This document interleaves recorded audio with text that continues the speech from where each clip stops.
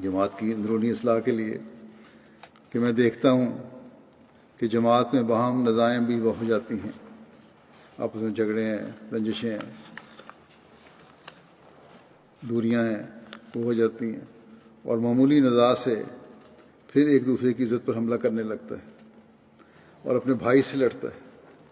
یہ بہت ہی نامناسب حرکت ہے، یہ نہیں ہونا چاہیے، بلکہ ایک اگر غلطی کا اعتراف کر لے تو کیا حرج ہے۔ فرمایا کہ بعض آدمی ذرا ذرا سی بات پر دوسرے کی ذلت کا اقرار کیے بغیر پیچھا نہیں چھوڑتے۔ ان باتوں سے پرہیز کرنا لازم۔ خدا تعالیٰ کا نام ستار ہے، پھر یہ کیوں اپنے بھائی پر رحم نہیں کرتا اور عفو اور پردہ پوشی سے کام نہیں لیتا؟ چاہیے کہ اپنے بھائی کی پردہ پوشی کرے اور اس کی عزت و آبرو پر حملہ نہ کرے۔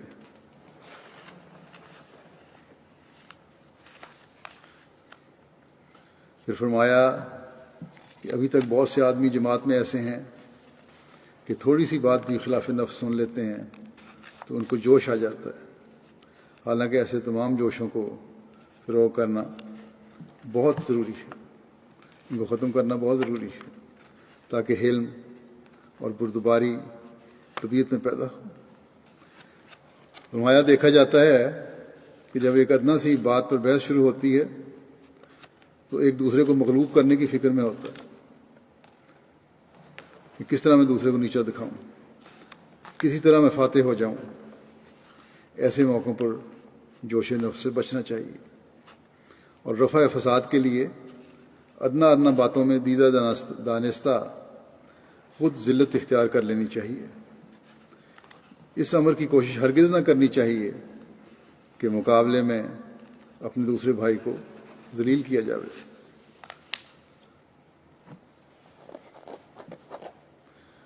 فرمایا کہ یہ بڑی رعونت کی جڑ اور بیماری ہے کہ دوسرے کی خطا پکڑ کر اشتہار دے دیا جاوے۔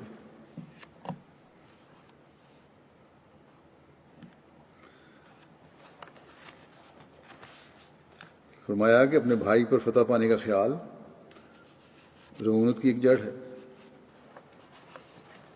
رعونت کی جڑ پہلے بیان فرمائی تھی کہ دوسرے کی خطا پکڑ کے اشتہار دے دیا جائے۔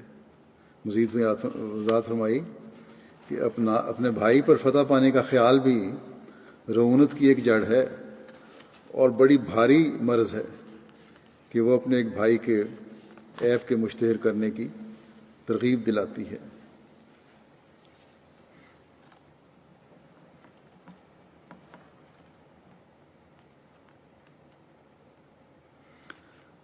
فرمایا ایسے امور سے نفس خراب ہو جاتا ہے، اس سے پرہیز کرنا چاہیے۔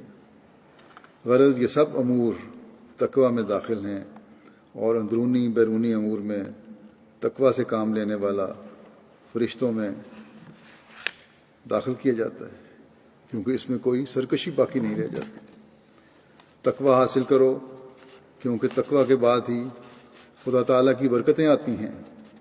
متقی دنیا کی بلاؤں سے بچایا جاتا ہے، خدا ان کا پردہ پوش ہو جاتا ہے۔ جب تک یہ طریق اختیار نہ کیا جاوے کچھ فائدہ نہیں۔ ایسے لوگ میری بیعت سے کوئی فائدہ نہیں اٹھا سکتے۔ فرمایا کہ یاد رکھو بیعت کا زبانی اقرار کچھ شے نہیں ہے، اللہ تعالیٰ تزکیہ نفس چاہتا ہے۔ فائدہ فرمایا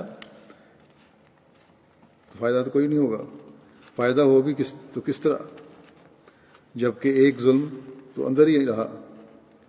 اگر وہی جوش، رعونت، تکبر، عجب، ریاکاری، سریع الغضب ہونا باقی ہے جو دوسروں میں بھی ہے، تو پھر فرق ہی کیا ہے؟ اس کی مزید وضاحت اس طرح بیان ہوئی ہے، اس لیے اپنے نفسوں میں تبدیلی پیدا کرو اور اخلاق کا اعلیٰ نمونہ حاصل کرو۔